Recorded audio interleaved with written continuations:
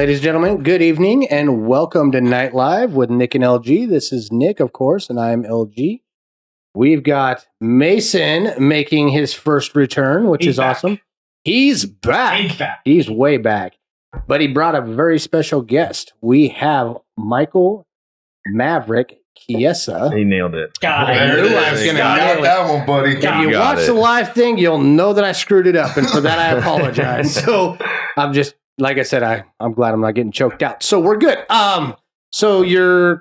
Thank you, by the way, for coming up and helping us out. We really appreciate it, man. This is huge for us, especially in Spokane. You know, I mean, I know you're a hometown hero for us, and we greatly appreciate you. It's good to be here. I've known Mason for a long time, so if he calls me up and is like, "Hey, do me a solid," I'm like, "All right, man." Yeah, well, we go way back. Yeah, no, I appreciate that. Yeah, him and I used to work together for back at the Roadhouse. Yeah, I miss the Roadhouse. Rest in peace. Rest in peace, Roadhouse. Well, I was there when they shut the doors. Yeah, so that's a bummer. Yeah, I started out as the DJ, and then I think by the end of the day, I was doing everything.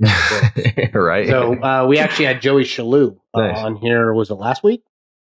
Last week. Yeah, he was the former owner. He's the one that took over for Frank. Okay, that makes sense. We did the best we could. You know. You know, it is. Yeah. Actually, his older brother, when I was in middle school, his brother actually put me in a garbage can in 6th grade. His older brother, Adam Hughes. Yeah. I was a shout out, big bro. Yeah. Shout out to Adam Hughes. I was a little shithead, and he just was like, "Screw this guy." It's like threw me in a garbage can, like tipped it over, threw it on me, and like walked out. It's amazing how that wakes you up, right? Oh yeah, it was good. Yeah. So, you are currently ranked 8th, correct? Yeah. I think. Yeah, last time I checked. Yeah, that's the last time I checked too, but I checked yesterday. So you're more on top of it than I am. Well, I ain't gonna lie, you know. I wanted to make sure that I spent, like I said, the last 4 days trying to figure out how to say your name correctly. So, oh yeah, you did pretty good. I appreciate good that. entry. I'm gonna just. What is it? He's like, don't kill me. No. But if it's all right, I know you go by Maverick.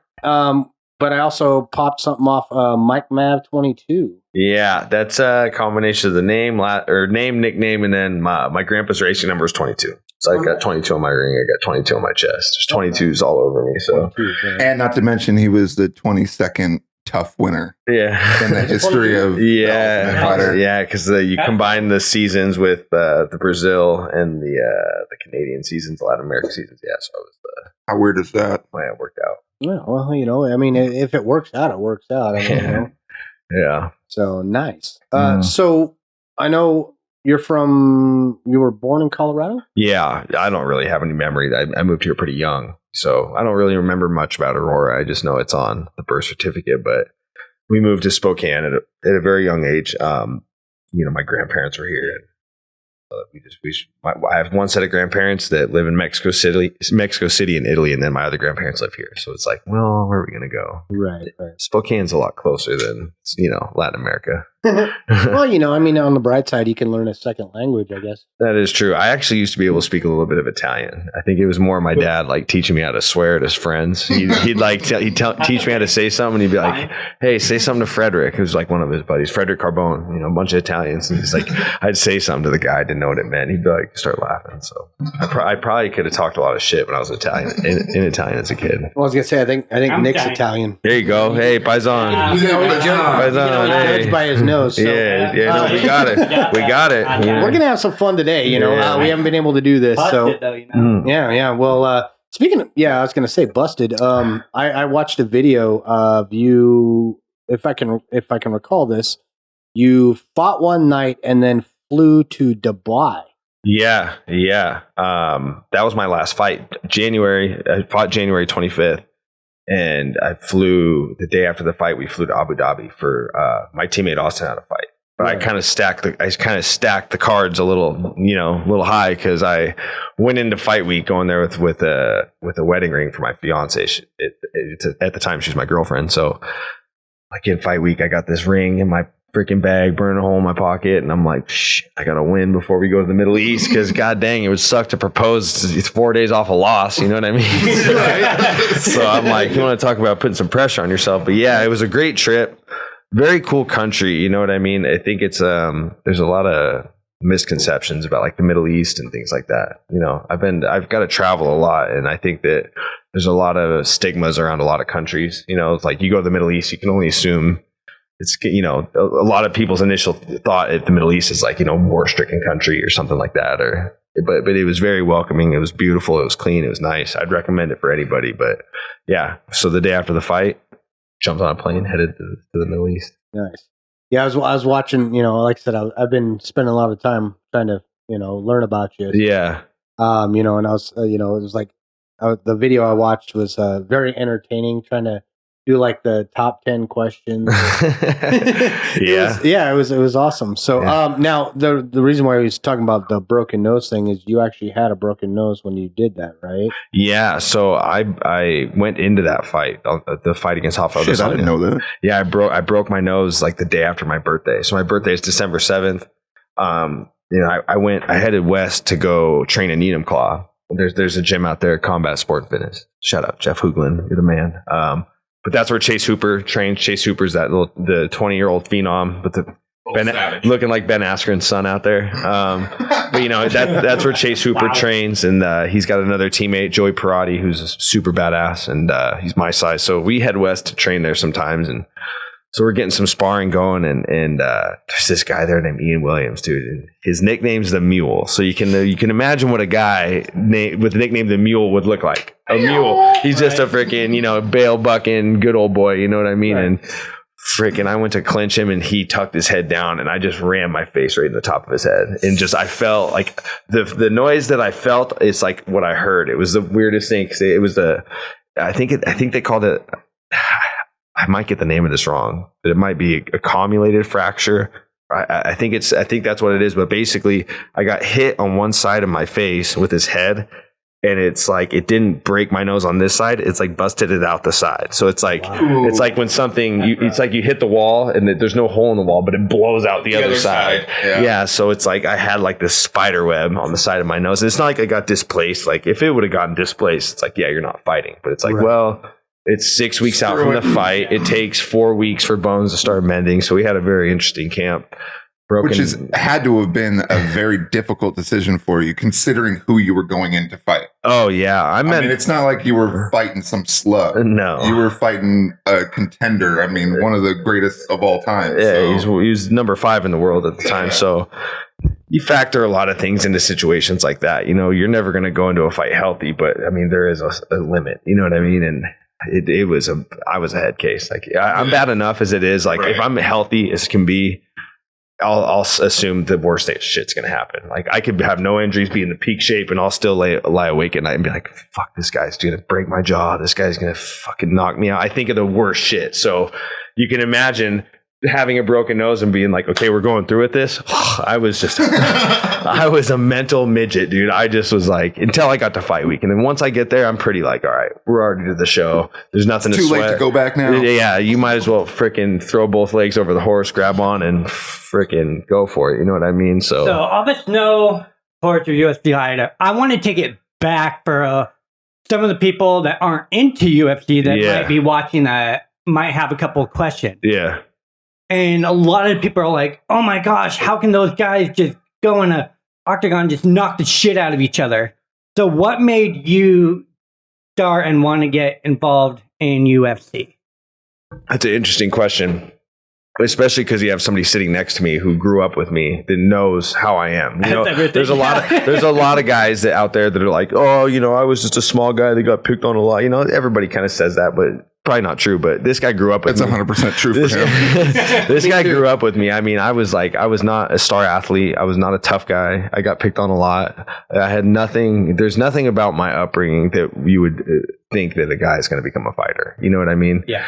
And I think that for me, I got to see the sport at a young age. And I was always infatuated. Like I wanted to be a tough guy because those are the guys I looked up to. And looking back on it, a lot of the tough guys I looked up to as a kid came out to be pieces of shit. You know what I mean? But nonetheless, I was attracted to tough guys. I liked watching boxing. I liked the Rocky movies. I liked Bloodsport. You know, it's like I wrestled. Vision Quest, you know, and I wasn't a great wrestler, but I loved wrestling. So the first time I got to see a UFC, I was like, what the fuck is this? And you know, and it's like the first one I ever saw was first fight I ever saw. I'm with Travis Vu. Mm-hmm. I begged my mom forever to let me go to this place, Treasure Isle Videos, and let me rent these tapes. And the tape cases for an old UFC were like rated X, banned in 49 countries, like fucking, you know what I mean? Like it was like you had to be 30 to rent ones. I don't even think 21 was of age. I think you had to be older than that. It was that bad. But I finally convinced my mom to let me rent one because Kevin Jackson was on there, and that's Olympic gold medalist. And I love wrestling. And I'm like, Mom, there's Olympic wrestlers on here. It's not that bad, you know? And so she's like, totally safe. Yeah. So she's like, go for it, get it. And I'm like, fuck yes, I'm gonna, you know, I got a taste of it before, but now I'm actually like old enough to understand it. I'm like 13 years old, and that's old enough apparently. I fast forwarded right to Kevin Jackson's fight. I didn't even start at the beginning. I'm like, Kevin Jackson, he's a badass. He was at like a wrestling camp I did or something. Fast forwarded right to his fight, and he fought Frank Shamrock, and he took him down. He took Frank down real fast, and Frank did something and won from his back. And I was like, okay, time out. Like from where I'm from, like a wrestler wins by taking a guy down and putting him on his back. And this guy, just Olympic gold medalist, took this guy down and lost. It made no sense. And that's when I'm like, this fucking sport is awesome. These guys, we already know these guys are going to knock the shit out of each other with these little gloves. But when you see this other side of it, like, holy shit, there's a lot of ways you can win a fight. You know, and then that's when I dove in the rabbit hole, and I see Hoist Gracie. And Hoist Gracie, UFC 1, scrawny, skinny, unassuming. Whoop your ass in a half. And look at the guys he beat. And that's when I kind of clicked in my head, like, fuck this. Like, yeah, I'm getting picked on. Yeah, I'm small. Yeah, I'm not athletic. You know, it's not like I looked at Hoist like, oh, if he can do it, I can do it. Because good God, I mean, imagine taking on a juiced out, roided up Ken Shamrock. Good fucking luck. Nice name drop. But it just gave me like confidence. Like, it doesn't matter now. Like, once I can get control of my life and make my own decisions, this is what I'm going to do. And I did. Like, my life sucked growing up, and I finally turned 18, got the reins, and got to make my own decisions. Had a couple years where I fucked around. And then finally, when I was 20, I was like, there's a gym here. I had a buddy that was going there. I was like, fuck it, I'm going to do it. And then that's just all she wrote after that first practice. It was like, this is the greatest thing ever. Like, this is like, I found it. I found what I've been looking for my whole life. And not to take anything away from that, but you were never a slouch when it came to wrestling in general in high school. You were always a good wrestler. Yeah. I think that just made you a better grappler in general. You know what I mean? Mm-hmm. Yeah, I wasn't like an all-star varsity starter, but I worked hard and I did all right. But not enough. The guys that wrestled with me would say, like, yeah, they did. They wouldn't have thought this would happen. But so I know being a fighter, you like train and train and train. So, and I know you guys give mad respect to your trainer. So, we can ask, where were you trained? Who trained you? Who were the guys that were a influence on you and helped you get to where you are now? Well, my first coach is still my coach right now, and that's Rick Little at Sick Jitsu MMA. I know who he is. Yeah, fate kind of brought us together, which is cool. You know, and he's a guy that'll always have the reins on my career. But you know, he's the coach. He was the guy that owned the gym, and then the guys I was influenced by were like the Cody McKenzies and the Lyle Beerbombs, and just the guys that, like, when I started training, it's a big deal to be a pro fighter, especially if you're winning pro fights. You know what I mean? And these are the guys that I start training at this gym, and there's local, regional pro fighters with winning records that are really good, beating me up, and they're that's where you gain your knowledge, is from the guys that can kind of stick it to you in the gym.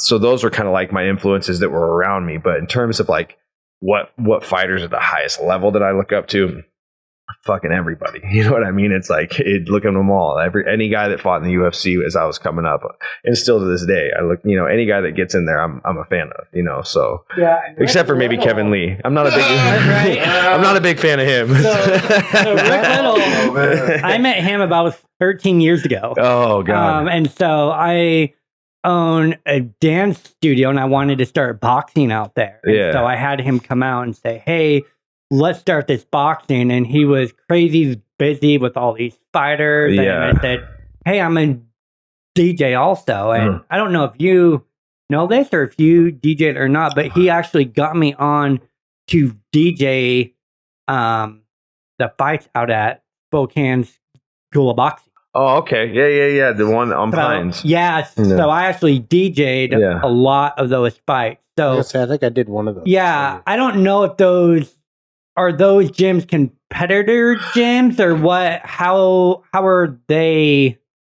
Yeah, they were competitors, but there was a time because Spokane School of Boxing was like a big facility. So when they threw their so let me take it back to I'll try to keep this as short and sweet. So I'll take it. There used to be a time back when I was an amateur where Rick and other promoters could throw amateur fights at like Players and Spectators or anywhere that there was like a little venue. You could throw fights. Well, state regulators jumped in and started to change how you could run amateur fights. And so it made it to where you couldn't go to Players and Spectators and do any of that anymore because a lot of promoters were like throwing fights, not having insurance. Guys are getting hurt. Guys are getting fucked up. And they're like, okay, I just got my arm broke. And the promoter's like, cool, I don't care. Bye. Like, no, you're supposed to have insurance because these guys fought for you and you have to pay an insurance. You can imagine for an amateur MMA fight. It's probably $5,000 or something like that. So you got to think it's a lot of money. So state jumped in, kind of wiped out that whole thing with amateur fighting under one stipulation. You could throw smokers at your gym. So smokers is from California where it's like, you have fights that are within your gym. You know what I mean? So you can't go get a venue. You can have people pay at the door, but it's for donations to the gym. Right. So you can kind of see where that gym would take over because they were the biggest. But at one point they started to struggle with throwing their fights. So Rick stepped in and was like, I'm a gym owner. I'm going to help throw these fights here. So they were on their own. They were competitors. And then when the state stepped in, they kind of merged together and threw a few shows. Oh, okay. I never actually competed there. But yeah, there was some good fights there. There was some cool setup, dude. Pretty cool gym for our area. Yeah. Cool gym for our area for sure. So now, and I got to throw this out. You went to Shittle Park, right? Yeah. Yes. And East Valley. O-Town.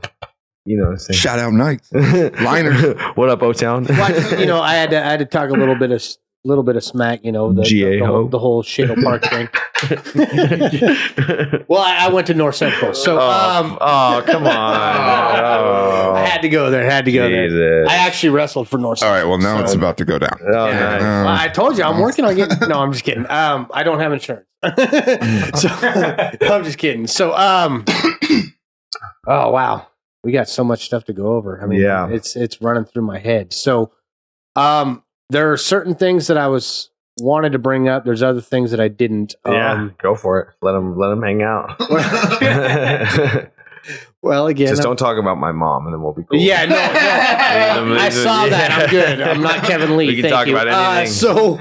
But if it's okay with you, can we have a quick chat about that situation with the fight with Kevin Lee? Yeah, absolutely. Well, there's it's funny because I was just around the guy for like 2 weeks.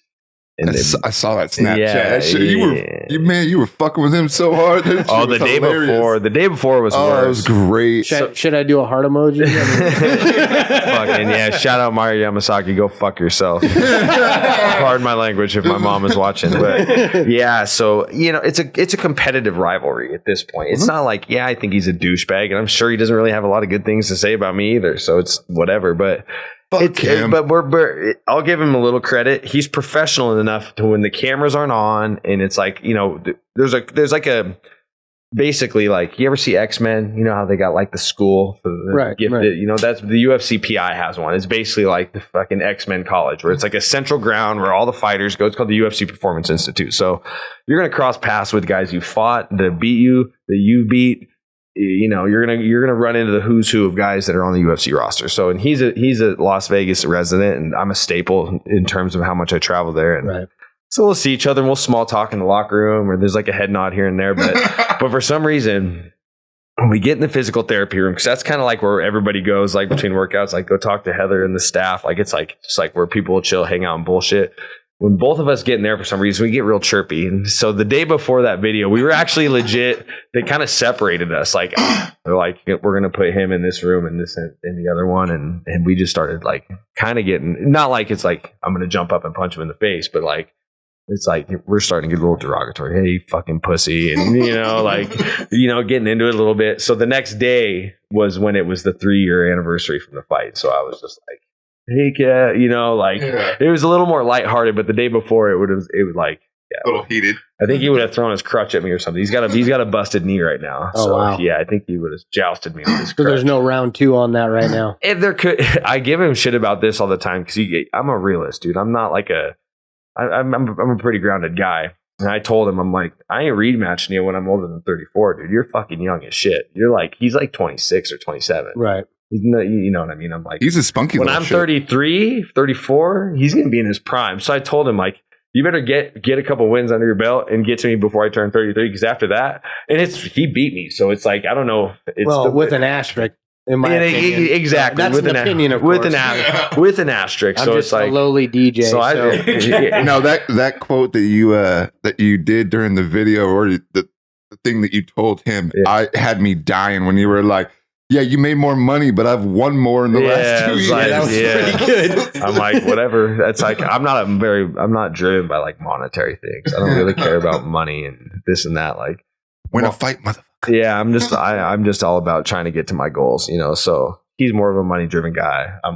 No, I get it. more there. There's a love for the sport, and then I'm in it to make money, and I'll end up dying if I ever run into Mr. Lesnar about that. But I mean, he's unfortunately kind of runs into the same thing with the WWE. I'm a huge. Yeah. I mean, like I grew up watching WCCW, Yeah. NWA. WWF. So I've been a wrestling fan Mm-hmm. as long as I can remember. I said NWA.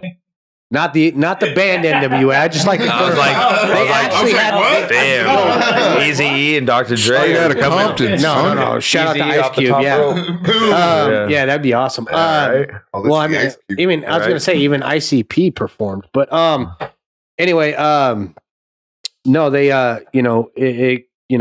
I've worked a lot of venues and a lot of stuff. I've done a lot of shows. I started out when I was 18. Oh, let me remove that. Sorry. I started out 18 at working the Arena Opera House Convention Center. Nice.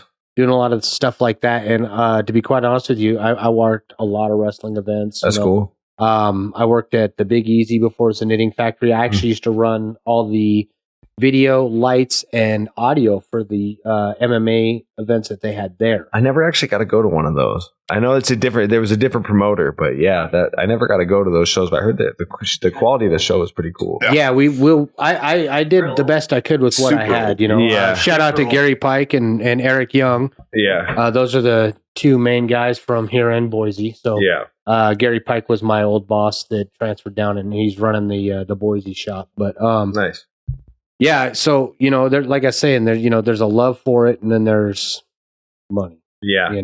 Well, I obviously wouldn't fight for pennies on the dollar, nor would you work for pennies on the dollar. Yeah, I don't like working for free. If the passion's not there, then it's all about the money. But if there's passion there, it's like you're able to pay the bills and have a little something.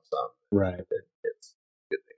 Yeah, You're not going to say no to it. No. Well, I mean, if somebody's gonna hammer, by the way, congratulations on your engagement. Thank you. Yeah. So She's such a sweetheart. The old house dragon. awesome. Shout out to Kelsey Joe. did you say house dragon? Yeah. Dude, if I call my wife that, I'd be sleeping on the couch. I call her a lot of things. Just don't tell her to go lay by her dish and you're safe. Oh, All right? if I'm out with the boys and it's time for me to go home, I'm like, all right, guys, I got to go. The warden's up waiting for me. I'm on a strict curfew. You know what I'm saying? Well, shout out to the old ball and chain. Right. So basically, we're based around the nightlife. Yeah. Right. And we haven't really touched any base on that. He's laughing too because I'm so intrigued with you right now. It's like I've still got a million other UFC questions for you, but I don't, and maybe we'll get to those down the road. For sure. But nightlife, you've been all over the world. Mm-hmm. I got to ask, what is, in your opinion, the best place you've actually been to? In terms of the nightlife, where's the best place I've been to? Absolutely. I'll get to food soon, but Well, for nightlife, are we talking like out having fun? I got it. Well, let's leave the For nightlife. Let's just leave say the titty bars out of it. How's that? let's just say like nightlife is in like just walking around, checking things out. You know, That's definitely not what we were talking about, but that's all right. So for just like walking around, scenery, Atmosphere's good. atmosphere for best nightlife atmosphere. If you're just out, you know, walking around doing your thing. Amsterdam was great. You know what I mean? It's very interesting. You're walking down red light district. It's real cool. Everyone's pretty loose. It's a lot of fun. In terms of the partying nightlife, it's a tough call because they're all so different. You know, it's like I went to Peru one time and we went to and you would love this because this is more up your alley, but we went to a salsa dancing bar. And salsa dancing's huge in Peru. It's like a big thing. So we went to this place. It was like what I look at is like Big Al's. It wasn't like Nashville North and all redone. It was like more like Big Al's, kind of like a barn style, real big, open seating.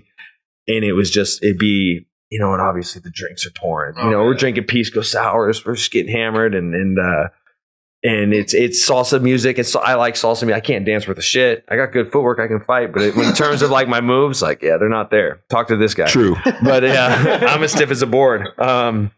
But it would be cool because everybody be salsa dancing, and then they'd have these breaks where everybody would go to their seats and they would have like performances. Like it would be like a couple doing this awesome, like super, like I don't want to say like world class because you don't really compete. I guess it was like, you know, something you would see on TV, like Dancing with the Stars or some shit. So epic choreography. Yeah. So it'd be like a couple out there doing this crazy routine, and it'd end, and then everybody get out there and they'd start dancing again. And then there'd be another type of thing like that. So that was a lot of fun. Vietnam was fucking nuts. Vietnam was like, that was some of the... I was not expecting that. Yeah. That was some of the... And that's the best part about it. And you want to go back to what I was saying earlier about... You know, you say Vietnam, what's the first thing that most people think? War-stricken country. I was actually thinking more along the lines you were the tallest person there. Yeah, probably. Yeah, I definitely was. But it wasn't like that at all. You know, with the connotations and the Good Morning Vietnam didn't do it? No, it was it was a blossoming city, and the parties were so fun. I'm with this guy, Dane Fort, who's he's from Seattle, moved out to Vietnam, addicted to Tony Robbins, super driven entrepreneur, and he's the first guy to open huge fitness clubs there, like California fitness type places. So we go out with this guy, dude. We get so hammered. He starts driving his car. We're covered in champagne. We had champagne fights in just about every club we went to. So I spent all night just soaking wet, like sticky, soaking wet. And like we were driving around Vietnam with 3 flat tires. Oh, geez. Hammered, you know, and the clubs are great. They brought us like McDonald's with like sparklers in it. Like I'm like, this is fucking dope. You know, the dance floors are great. The clubs were cool. So that was interesting. That was interesting. Yeah. McDonald's with candles. I mean, come on, or sparklers. I mean, yeah, that's automatic. Wait, that was at McDonald's? No, so with the club, they would bring us McDonald's, and of course, it's like I'm with a guy that's a baller, so it's like, you know, he's getting some type of special. You can't just go into a club and start spraying people with champagne. So right. But another one that was good nightlife wise was Brazil, but it's sketchy. It's like Brazil. It's a double-edged sword. So I had a wild time in Brazil, and you know, it's everywhere you go, they're gonna have a good nightlife. They all kind of they contrast. There's you know what I mean. Like every city's gonna have the same type of club scenes, but one style of it's gonna be more prevalent. Like obviously there's regular clubs in Peru, but the salsa dancing place, that's where everybody went. That was the spot. You know, so it's like every city's different, but I'd probably say Vietnam takes the cake.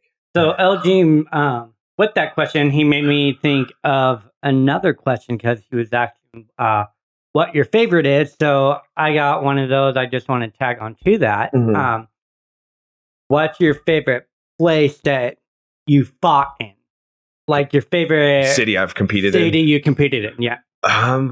Favorite city I've competed in? I would say, off the top of my head, I would probably say I fought in Kentucky, but we stayed in Nashville. So when I fought in Kentucky, that was Fight for the Troops. That's when I fought Colton Smith. So sick judo toss. Yeah, that was a fun one. So we fought on this army base, but it was like 2 hours out of town in the middle of nowhere. So we stayed in Nashville, So, we take this long bus ride to the fight. Fight gets over, you take the bus ride back. So we're staying in Nashville. And so I would say Nashville. It's tough to say because it was like every other place I fought is pretty country, like cookie cutter. But like being in Nashville, country type place, country not being my type of music, I enjoyed that area a lot. I'm sorry. Well, the cookie on top of that, actually, that I don't find funny but ironic, was that, like he said, he fought on the base, and Colton Smith was a former Marine, and everybody in that hangar that they fought in was Army Ranger. Army Ranger, excuse me. Yeah. Were cheering for Colton, and Mike kicked 17 shades of shit out of him right there in front of all those soldiers. That is true. And by the end of it, they were cheering for Mike. That was a good crowd. It's like, that's the only, I've, myself and mainly my teammate Sam, like, we've gone into enemy territory, fought enemies, and it's like when he knocked out Akira, who's a Swedish guy. One of the biggest UFCs they ever had was in Sweden. There was like 36,000 people at the arena, and Sam fucking iced a Swedish guy, and you could hear a rat piss on cotton. It was so fucking quiet. Wow.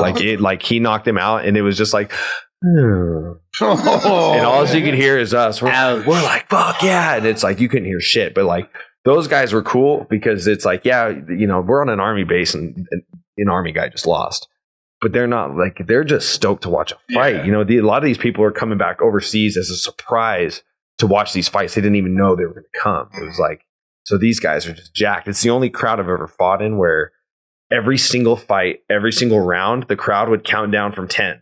And it's like, that doesn't happen for some reason, the army base, when the 10-second bell would go, they would hear 10, 9, 8. Oh, wow. Yeah, that's never happened before at any fight I've ever been at. So it was pretty cool. Like, these guys are that into it. Like, they're fucking watching the time, you're watching the fight, everybody getting cheered, everybody's getting some love. Pretty cool. Nice. So now you used to fight at 155. Yeah. And I'm taking a look at you, and granted, I'm 5'7.5". Yeah. Call it 5'8". Hey, I'm a short guy. Come on now. My license says my license says 5'8.5", right? I'm a short guy. Yeah. But I'm just curious. I mean, you're what, 6'1", 6'2"? 6'2". 6'2"? Yeah. What the hell? How do you even get down to 155? I mean, I'm at 175. I couldn't now. I mean, for the right price, I could, but it would take a drastic lifestyle change. I couldn't do it. Like if they were like, "Hey, we need you to make 55 in 3 months." It would take like, Conor McGregor. It would just take a lot of training. Like 6 months, I would have to once I made the commitment, like I'm going up a weight class. I really don't run anymore. I'm in good shape. Like cardio wise, if I did a VO2 test, which tests like your maximum amount of cardio you have, right, I would crush it, and I don't run anymore. Yeah. So it's like, there was a time when I was a tall guy, but I was just very thin, so I walked around not so heavy. I was like 175, 180 pounds, and that's pretty normal for a fighter to cut 20, 25 pounds. But as time went on, I started getting bigger. I started lifting weights. I started to put on mass, and it was like, wow, you're at a crossroads. You're either going to do the thing that complements your style best, or you are going to stick at this weight class and do the things that don't complement your style best, but to continue to make that weight cut. Right.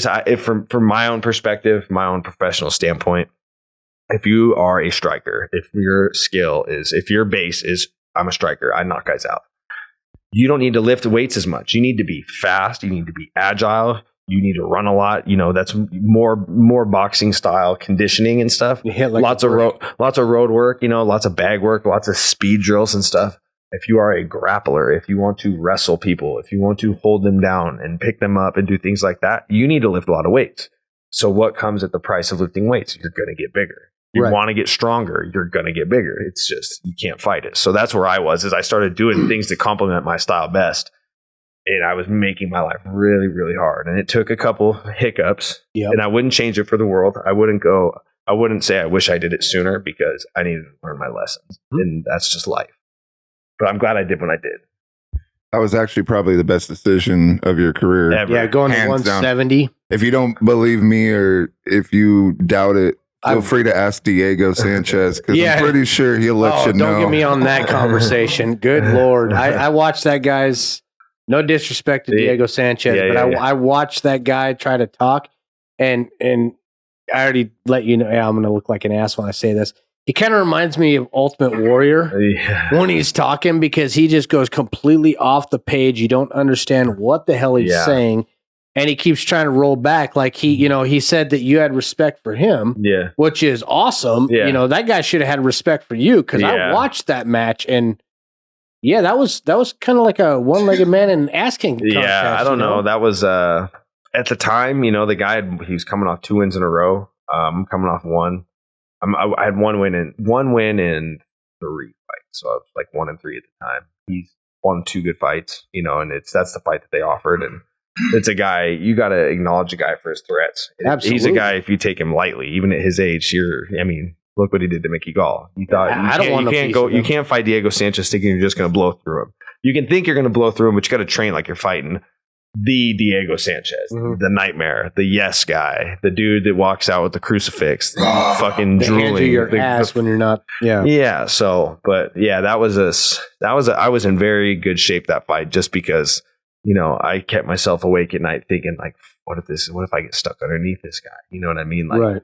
So I trained myself. That's probably the most well conditioned I've been for any fight in my entire life. I was the most on point. Dude, you were so much bigger than him. God. Yeah, I was. It was a beautiful match, man. It was like I was waiting. I'm like it. I was telling Mason earlier. I was like, man, it kind of looked like you were toying with him. Yeah. Well, the one thing that bums me out about that particular match is, like, I respected him a little too much, because when training for that fight, we're like, we know, like, hey, I can force a submission on a lot of people, right? But Diego's a guy where, like, if I go to try to force a submission and I don't get it, that's when he thrives. That's when you see him, like, someone goes for a rear naked choke and squeezes and doesn't quite get it, and he can feel that. He's a vet, and I let go. Boom, that's when he's gonna go kick into a gear, and you could see that in the fight. I almost TKO'd him in the second. And I feel like if I would have just went for it, I feel like I could have put him out. But I'm like, don't do it. This is Diego Sanchez. And the second I let off, boom, he popped to his feet. So it's that he did. Was I right? Was I wrong? I don't know. But there's nothing wrong with always criticizing yourself. Oh no, even after a good performance. Yeah, that makes you better. Yeah. So out of your fights, is there anybody you wanted to fight and didn't have the opportunity to fight? No, I've gotten. I'm just asking. I've gotten pretty much. I haven't really particularly, like, always saw a guy and, like, wanted to fight him. You know what I mean? I don't really. From, like, a fan standpoint, it's like, or like if I admire somebody, like, oh, that's a guy I look up to and I want to fight. I'm not really like that, because I'm such sometimes a mental midget. Like, the guys I look up to are the guy, like, I think they're ferocious. I think they're good. I think they're, like, I like them because I think they're so great.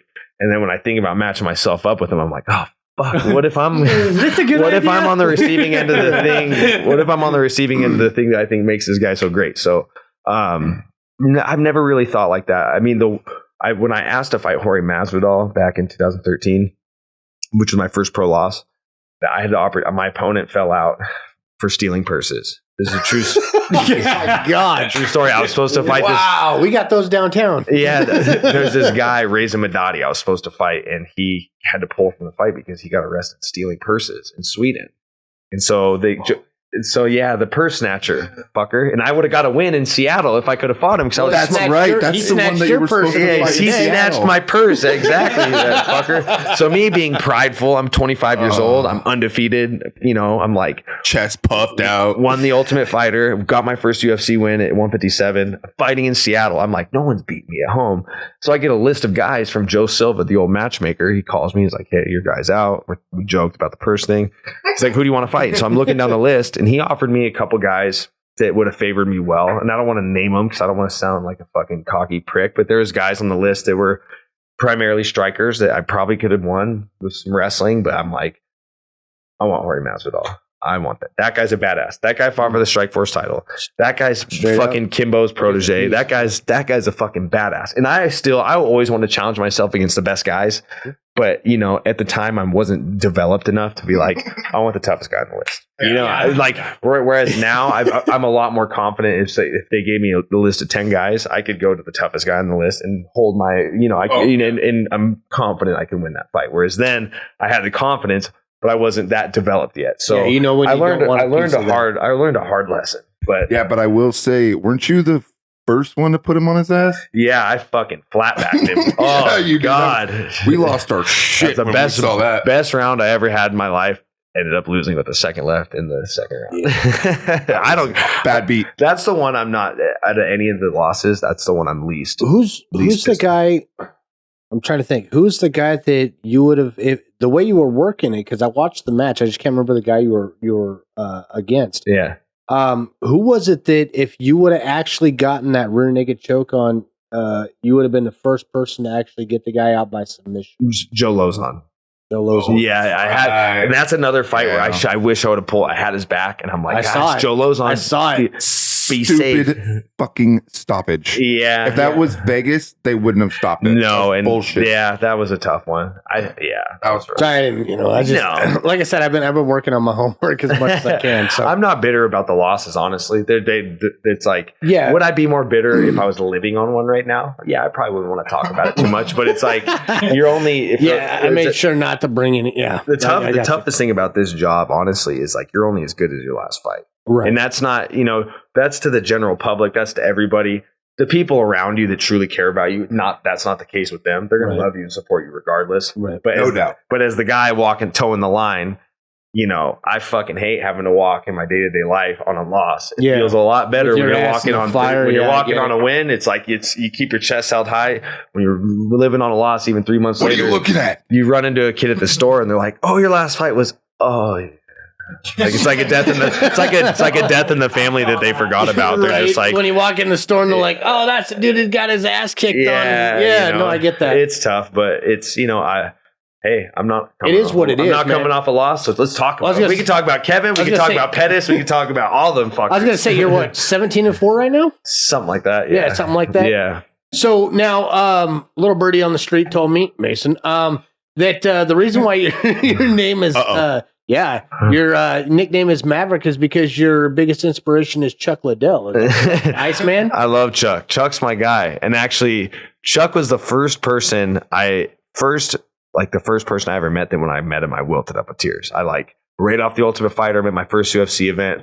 And that's like, who didn't look up to Chuck Liddell in his prime? Right. I was digging him. Mohawk, tattoos on his head, the gut, six pack, UFC titles, knocking everybody out. Who didn't love Chuck Liddell? Yeah, no shit. So I loved him. So I saw him in the front row in my first UFC, and I'm watching the fights with Faber and Al before we fought the finals. And I'm like, "Oh, dude, there's Chuck." He's like, "Oh, you want to meet him?" I'm like, What? "Oh, it's like that? You can just go up to these Instant people." starstruck. Yeah, so I met Chuck and wilted up with tears and was super stoked because that's just like that was one of the guys I looked up to as I was coming Absolutely. into sport. So having a nickname's important. I think it's good to, as long as it's not something corny that you came up with. You hear some of these guys and they got some stupid nicknames. We got like Sugar Sean, like that goes. Mayhem. And, I'm just kidding. but that's a good nickname. It suits him well. No, I tell you It's what, like- I actually love Jason Mayhem Miller, man. That bully beatdown stuff Was fun. Oh, That it was was great. fun. It really sucks what happened to him, but I mean, yeah. at the end of the day, I enjoyed the hell out of him. Fighters are crazy fucks, man. Yeah, well, yeah. They're all crazy. You know what I mean? So it's I like don't have CTE. some of them are a lot crazier than others. No, I'll be. That's for Yeah, I mean, sure. there's obviously I'm a more of a WWE fan, of course. Yeah. Like I said, the fake style. Yeah. It's not. There's nothing It's fake. so real. It's not fake. It's not It's fake. It's scripted. not fake. It's just predetermined. Yeah, And just pretty- because it's scripted. predetermined, because it's predetermined doesn't mean you know what's going to Yeah, I happen. ain't gonna lie, man. You know what I mean? When I was working the entrance at one of the WWE events, and I had Kane Yeah. walk down past me, I ain't Yeah. gonna lie, man. I stood up and I'm just like, please don't acknowledge me. Please don't. Yeah. I mean, that guy is a scary Glenn Jacobs. I know he's a nice guy, but Yeah. at the end of the day, that's an intimidating presence to be Yeah, coming that's a walking big by guy. you. Oh yeah. Same thing as the Undertaker. I mean, that's just one of those things where you're just like, don't move, Yeah. Oh yeah. So I mean, they're all athletes. It is what it is. Don't be surprised if you see me and Daniel Bryan on a tag team someday. Oh, bro, That's my guy. That's my guy. dude, Me and Daniel Bryan, Aberdeen, baby. Yeah, that's right. And, Yeah. and Becky Lynch, she's great too. Yeah, Becky Lynch is great. Super It's stoked for unfortunate. her. Well, I can't say it's unfortunate. Congratulations. It's unfortunate. Should have been me. No, just kidding. I have a thing for steampunk. My There wife you go. knows, so it's okay. Yeah. And red hair. There you go. Anyway, but yeah. Amen. My wife's Amen to blonde. There you go. So anyway, We'll edit that out later. no. She already knows. I have two. I have Becky Lynch and Lindsay Lohan. So Well, that's a contrast of styles there. You got Becky, the ass kicker, and you got Lindsay Lohan, who would guzzle these beers down in one gulp and then some. She's a wild one. well, she's mellowed out over the time, I hope. Yeah. Anyway, well, you know, back in the day. Anyway, Yeah. But yeah, no, it's just I've been around the crowds and worked with a lot of the things, and I did catch again, like I said, I've done a lot of homework. Yeah. Who I know you called somebody out for July, obviously because of COVID, that's not going to happen. Yeah. Do you still want to go that route With Colby Covington? Yes. Yeah, I would. It's just, it gets to a point where, for one, like, he's not fighting right now. I don't know what the reason is. Maybe there's something bigger. I've heard that there's a rumor that Ultimate Fighter is going to come back. Maybe they're trying to save him for like an Usman Covington thing. Who knows? Usman's got to get through Burns first. That's a whole other rabbit I was hole. about to ask you about that. Yeah, but I wanted the Covington fight because that's the best guy in the division. Like for me, I want the shortest. I'd rather fight the toughest guy and fight one fight to get to a title shot than like have to fight two tough guys that are just a little less. You know what I mean? Because those two together is a lot harder than the one badass. You know what I mean? So I'm always looking to fight the best guy. Right. It's like why I wanted to fight Gilbert Burns too, who's fighting for the title. I knew that guy after he fought Damian Maia, and even before that, I knew this is going to be the toughest guy. These guys that are coming up from 55 are going to be a problem. You know what I mean? Absolutely. Like it's such a big weight jump that you're seeing guys, when a lot of guys coming from 55 to 70, that's what they're causing such problems. I mean, even Thiago Santos, he was a 70 pounder. He fought John Jones for the title and almost beat him with no legs. He had two torn ACLs. You know what I mean? Jones is no slouch. Yeah. So when Burns was before he fought Woodley, I'm like, I want to fight that guy. That's the best guy. And look what happened. He beats Woodley and now he's fighting for the title. So it just makes life easier. But unfortunately, right now, I'm not calling anybody out because I got to get surgery on Monday. So. Oh yeah! Oh, what or what? I know, and news broke. Nobody really knows. So I broke. Oh. So I just need to get. I have like a minor a tear in my labrum in my hip, and I've had one in my shoulder for a long time. So they're going to put me under, pull some stuff out of my body to get some stem cells, shoot up my shoulder, shoot up my hip, and then I have some screws in my body I need to get taken out from an old injury. So. It's just time. These things are kind of catching up with me. I'm 32. I'm not getting younger. Right. And the metal in my body is just really starting to bug me. You know, it's causing me a lot of problems with my hip and stuff. So they're going to put me under, take the screws out, give me some injections and stuff. Be out about 6 weeks. So that's why there's this other guy, Jeff Neal, who's like, this guy's talking so much fucking shit. And he's like, the other day, he's like, they're like, if you could fight anybody, they name all these guys. Like, who would you want to fight? He's like, I'd want to fight Chiesa. I think he's a bitch. He sees all my call outs and he ignores them. And I'm like, well, what do you want me to say? I have to get surgery. Like, yeah, fuck you. Wait for me when I'm healthy and you're going to get it. Like, I'm like, what am I going to say? I'm like, I can't fight right now. So why would I talk shit if I can't fight? Like, I'm not a big, I got away from myself a long time ago, kind of, before the Kevin fight, before the Pettis fight, I started to get a little chirpy. I started to play the game a little bit. That's just not who I am. So it's like, even if I could fight, backstep a little bit. Yeah, even if I could fight right now, I'm not going to engage in the trash talk with you on social media. If you want to fight, we'll fight. It's pretty simple. We don't got to bicker. Yeah. Right. I'll sign on the dotted line and fight anybody. Right. You know what I mean? But it's just at the time. We can shake hands when you wake up. Yeah, exactly. He's a tough guy, dude. They're all fucking tough. He could beat me just as much as I could beat him. You know what I mean? Right. We're both confident guys, but it's just right now. Yes, I see your call outs, Jeff Neal, but I fucking can't fight right now. So I'm sorry, I'm ignoring you. I see him. I know he needs to. Yeah, I got a lot of respect for the guy. I had to research him for a couple shows before a few of his fights. Blue collar guy, worked a full-time job up until like his last UFC fight, like providing for his family, winning fights, like 4-0, 5-0 in the UFC while working a full-time job. Like, I love that blue collar grind. Absolutely. That's how I came up. I was gonna say, that's how we are. Jeff Neal, I got a lot of good things to say about you, but whatever. We'll fight someday. I don't need to talk shit to you. Right, absolutely. Yeah. So, okay, so who's and I like I said, I didn't research too much. Yeah. Who's the man right now? And Usman, yeah, he's a fucking badass too, man. He's savage. He's just a specimen. He's ripped to the max. Dude's jacked. And he poses a lot of problems, dude. It gets to a point where it's a perfect balance. The best fighters, and the first guy that we saw this with was George St. Pierre. Right. This was the first guy that all around. the first guy that was not only all around skilled, but he was an athlete. Yeah. So Usman is the epitome of that. And it's just, what are the odds that he's a welterweight champion just like George was? So Usman's that perfect blend. He's got high level wrestling. He can knock guys out, and he's an athlete. So that guy's going to pose a problem. Nice. Now, I've noticed that St. Pierre, much love and respect, please don't kill me. Yeah. No, he's I've actually seen quite a few of his fights, and he's great. I'm still trying to figure out why he, and maybe you can answer this, maybe you can't. He gets a title and then he vacates it. Well, so if you go back in time if you go back to the Johnny Hendricks fight, he snuck by that one. I'd have to go back and watch it again, but that's a very contested decision.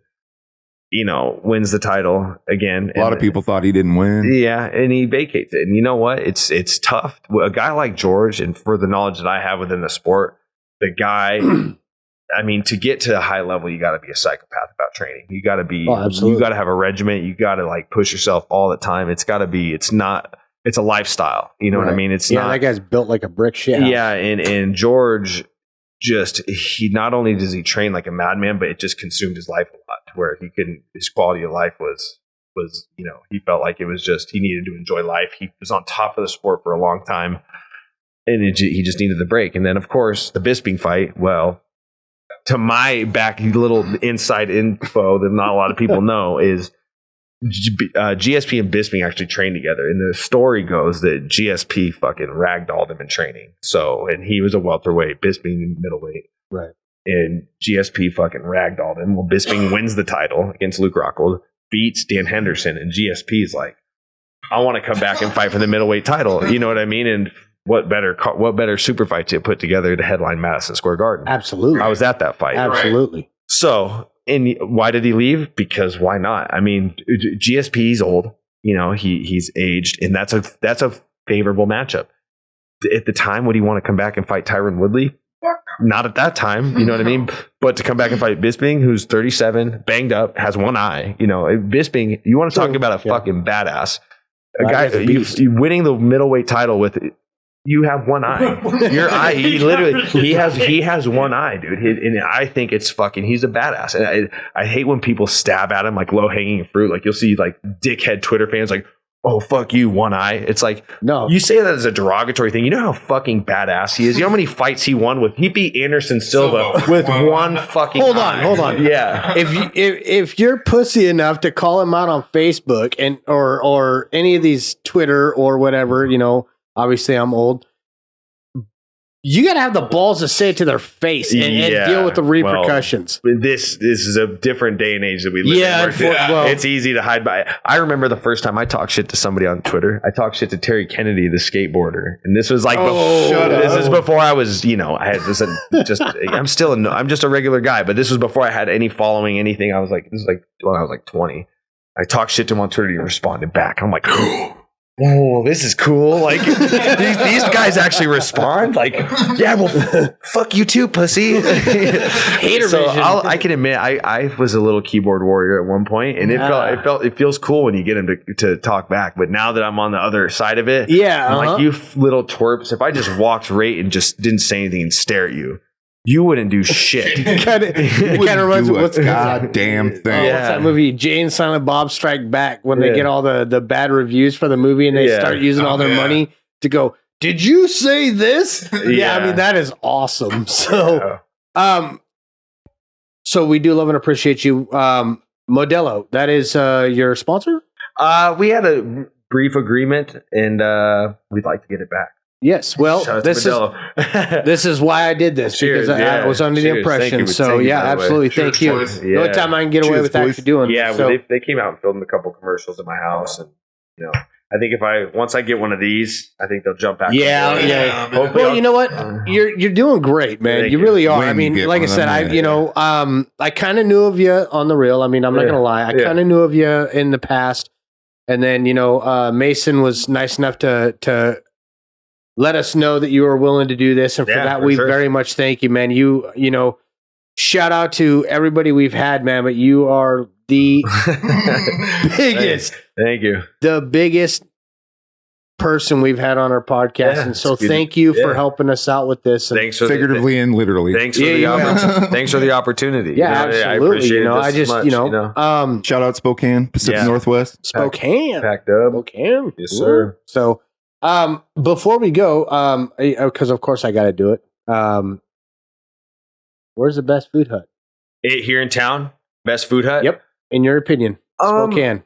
Now you're gonna actually make them think. So I'm I'm bringing it back home. No, man. this is pretty easy. I'll go off of the top of my head on this one. boy. So I live on the north side. I live out in Colbert. Mm-hmm. Our go-to, me and the fiance, we love McLean's Pizzeria. They have the best hot wings in town. Their sauce they have is really good. And if you want to take my recommendation, you go there. All the pizzas are great, but go there, order the wings, get all flats, extra crispy. They'll double cook them, and they're real nice. What's your go-to sauce? It's just they have one sauce. They have one flavor. It's just like they make their sauce in town. It's like the perfect combination of spicy and sweet. And all the pizza's good. The Bosch, the Philly cheesesteak pizza. Shout out to McLean's Pizza. Absolutely. Shout out. I am kicking myself in the ass right now.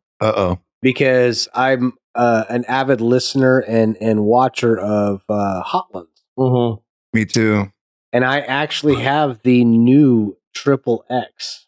That's too much. Nope. I know. And I thought to myself, can't do that. I've got Buffalo Wild. Okay, so my wife got me. My birthday was a couple of weeks ago. Yeah. And so my wife got me some the Buffalo Wild Wings mango habanero sauce. Yeah. Right? Which isn't too bad. No, it's great. I actually anytime we go there, I actually get the blazing, and then I dip it in mango habanero. Oh, right. But being a huge Hot Ones fan, I actually, when they came out with the new Triple X, which got like ghost pepper, I mean it's like 2 million Scoville units, but the flavor on it is incredible. You're on your own, man. I was literally gonna bring it. I'm not gonna lie. I wanted to have a little fun. I was actually gonna bring it tonight. I would have kindly declined. I don't do very good with it. I just like. Well, to be quite honest with you, like I think it's called the Boss, right? Which is the second to the last or third to the last. The bomb, right? Yeah. So it's the bomb, all right. Yeah. Yeah. The spicier. Well, yeah, it's just a rough city for everybody. Yeah. But the Triple X one actually has some really good flavor to it. Tell me about it. I'll watch you eat it. You can give me like some positive feedback. Yeah, you're not gonna. There's no way. If it's like I watch people eat spicy food. And I'm like, you look fucking miserable. You're pale. You're like, I was like GK one time. We were it's my buddy GK, Gary Kelly. Shout out to GK. We were at Flamin' Joe's one time, and he got a Widowmaker. And I'm like, you wouldn't eat one. He's like, I'll eat one. He eats it. You recorded that, didn't you? I don't remember, but I just know he ghost white pale, dripping sweat, like his hair is drenched. I'm like, how is that? He's like, this is so good. I'm like, it looks fucking awful. Like you look like miserable. You look like you're fucking you look like shit right now. Like you're dying. Granted, he's a handsome guy, but he did not look like he was in good shape eating that fucking wing. So I'm like, where's the fun? Nope. Where's the fun? Where's the fun in licking a hot coal and trying to eat it? And I'm sure. Oh, I'm a badass. That's the bomb, right? How's it feel? How's it feel going out the backside when you're done? Probably feels hot. Well, and that was one of the cool things about this one is it actually it burns. Yeah. It usually hits about the back of the throat. Yeah. But it doesn't come out like that. Yeah. So you don't, so if you like heat, it's actually pretty good. It's a soft, easy. Yeah. Easy exit when it's coming out of your gut. Yeah. That's funny. So, Mike, thank you. Pleasure. Thank you, guys. Thank you, sir. Hey, give a shout out if you would. Take a couple minutes. Give a shout out to your sponsors. Shout out to my mom. Teresa Chiesa, absolutely. My manager, Daniel Rubenstein, Ruby SE, on it, Nike Wrestling, Zebra Mats, everybody. good. This is a local thing, so There's so many fuck all them. Shout out to Spokane. Shout out to my Spokane-ites, 509, Gonzaga, WSU, Shadle Park High School, East Valley Knights. Yeah, not North Central. And yes, sir. All right, guys. Good Thanks stuff. for having us. Good night. Peace out.